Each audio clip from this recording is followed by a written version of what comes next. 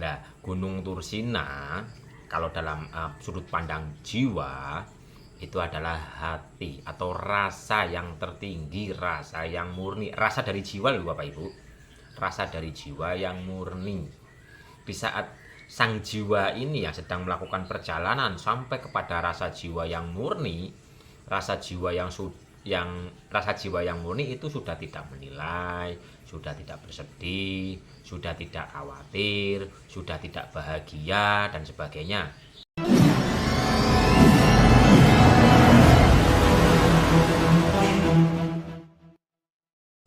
Gunung Tursina, perjumpaan Nabi Musa dengan dawuhnya, dengan suaranya. Jadi Gunung Tursina itu sebenarnya apa? Begitu nih Bapak Ibu. Assalamualaikum warahmatullahi wabarakatuh.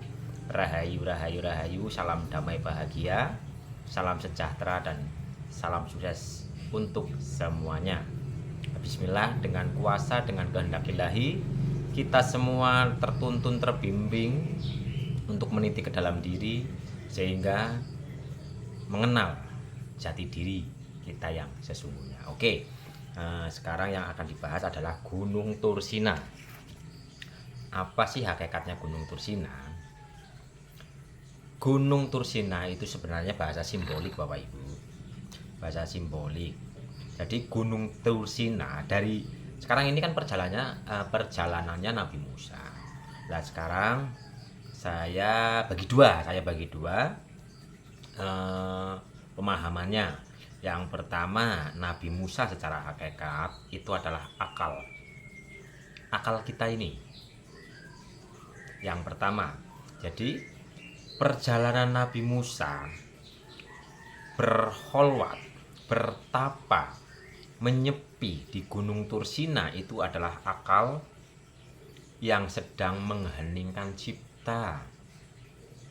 Musa itu kan mencari apa ya, negara yang dijanjikan apa ya, ini akal pikiran yang terus berjalan mencari kesejatian.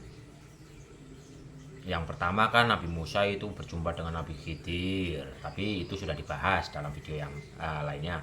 Yang di sini adalah di saat Nabi Musa itu berada di Gunung Tursina. Jadi akal pikiran ini sedang berada di Gunung Tursina, sedangkan gunung itu simbol kesadaran yang ada di kepala kita ini yang paling tinggi, yaitu keheningan akal dan pikiran, ngeningno cipto. Di saat kita mengheningkan cipta dalam akal pikiran kita, maka akan ada api yang turun, yang memecahkan batu kan dalam ceritanya, atau memecahkan gunung ya. Nah itu yang dimaksud api itu sebenarnya adalah api kesadaran.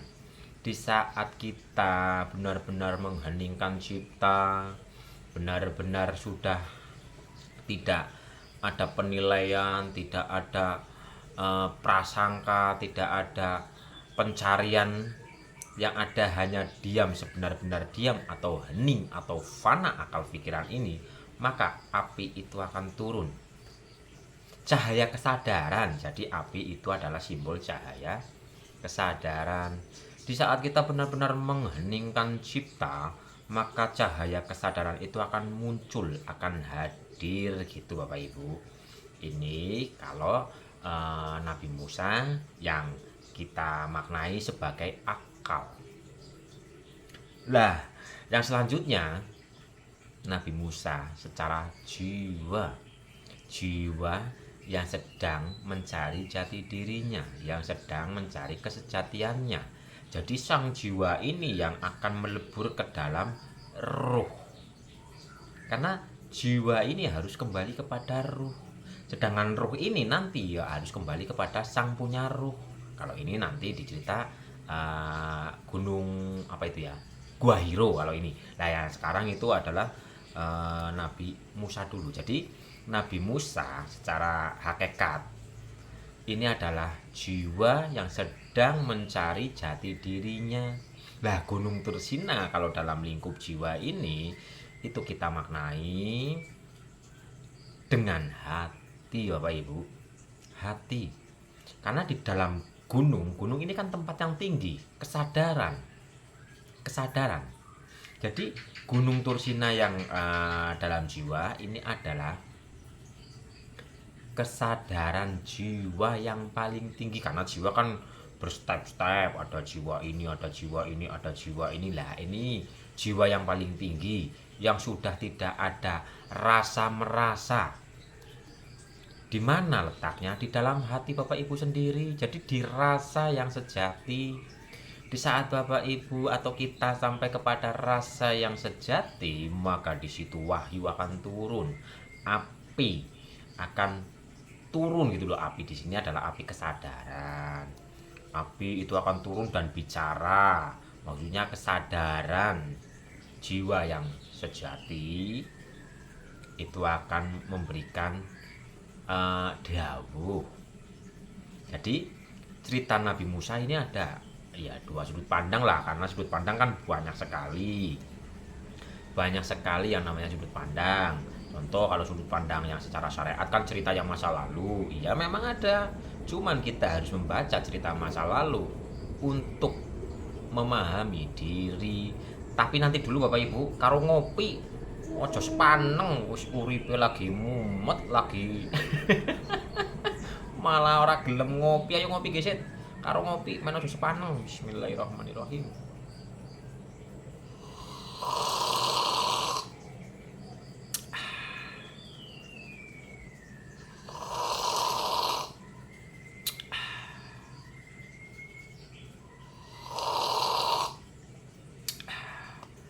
Gitu Bapak Ibu. Jadi pemahaman hakikat itu memahaminya itu kita dengan rileks, dengan ketenangan, dengan rasa yang tenang. Makanya ojo sepaneng ngopi kisit. Padha ngopi apa urung. Oke, kembali lagi ke tema. Tadi temanya apa ya? Yang mana ya? Nabi Musa yang secara jiwa ya. Nah, Gunung Tursina kalau dalam sudut pandang jiwa itu adalah hati atau rasa yang tertinggi, rasa yang murni, rasa dari jiwa loh Bapak Ibu, rasa dari jiwa yang murni. Di saat sang jiwa ini yang sedang melakukan perjalanan sampai kepada rasa jiwa yang murni, rasa jiwa yang murni itu sudah tidak menilai, sudah tidak bersedih, sudah tidak khawatir, sudah tidak bahagia dan sebagainya. Jadi sudah netral. Maka di saat jiwa sampai kepada kenetralan yang sejati, di situ api akan muncul atau cahaya ilahi, cahaya kesadaran akan hadir. Itu Bapak Ibu. Karena sudut pandang kan berbeda-beda secara syariat. Yang dulu pernah ada, dari yang dulu pernah ada kita baca untuk memahami, kita lanjutkan memahami cerita itu masuk ke dalam diri. Contoh Nabi Musa melakukan perjalanan pencarian, yang pertama itu yang secara yang umum itu adalah yang di sana, yang khusus itu adalah akal pikiran yang sedang meniti ke dalam akal pikiran yang murni. Itu yang khususnya adalah sang jiwa yang sedang berjalan menuju kepada kesadaran jiwa yang sejati, jiwa yang murni, sudah tidak terkontaminasi, sudah tidak melekat, sudah tidak terjebak oleh baik dan buruk. Itu Bapak Ibu yang dimaksud Gunung Tursina. Jadi Gunung Tursina dari sudut pandang yang khusus adalah ada di kepala kita, kesadaran tertinggi, akal kita yang sudah murni. Kalau sudut pandang yang khususnya adalah sang jiwa yang sedang berjalan kepada rasa sejati yang netral, tidak melekat dengan apapun, yang sudah tidak terjebak dalam dualitas. Makanya kan dalam ceritanya ada lepaskanlah kedua terompahmu di saat engkau mau memasuki Gunung Tursina. Lah, maksud dari kedua terompah ini adalah kita harus melepas kedua dualitas, melepaskan dualitas dalam pikiran sudah tidak melekat, dalam rasa sudah tidak melekat, karena kita sedang menuju kepada puncak tertinggi dari akal, puncak tertinggi dari rasa yang sudah tidak ada kemelekatan dengan apapun. Itu Bapak Ibu Gunung Thursina. Jadi dari sudut pandang yang khusus adalah akal, kesadaran akal yang hening, yang tertinggi, hening no cipto. Kalau dalam jiwa adalah rasa sejati yang sudah tidak berwarna, yang sudah tidak bernoda. Itu Bapak Ibu. Jadi cerita-cerita Gunung Thursina atau Nabi Musa naik ke Gunung Thursina, terus di sana mengheningkan cipta, menyepi, karena simbol gunung di dalam goa itu adalah kesunyian, keheningan. Di saat kita benar-benar hening, pikiran hening, rasa hening, di situ api kesadaran akan hadir, akan muncul, menghancurkan batu lah. Menghancurkan batu maksudnya menghancurkan ego yang keras gitu loh. Yang selama ini kita mungkin hidupnya penuh dengan ego, kan keras nih.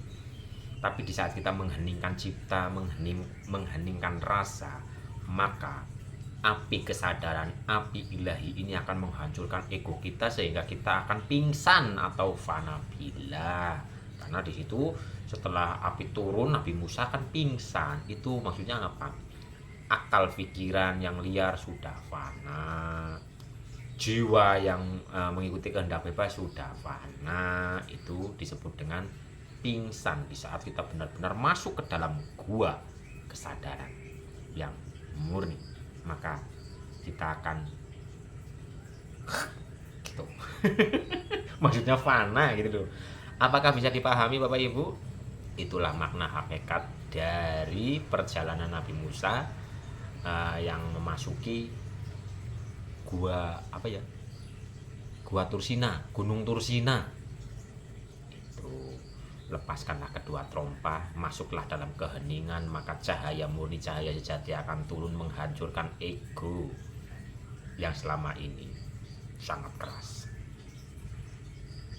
Oke, bisa dipahami Bapak Ibu? Cukup sekian dan terima kasih. Salam sehat, salam damai, salam bahagia, salam sejahtera untuk semuanya. Mari kita terus meniti ke dalam diri, sertakan Tuhan dalam kesadaran di setiap saat. Bersama Tuhan kita pasti bisa.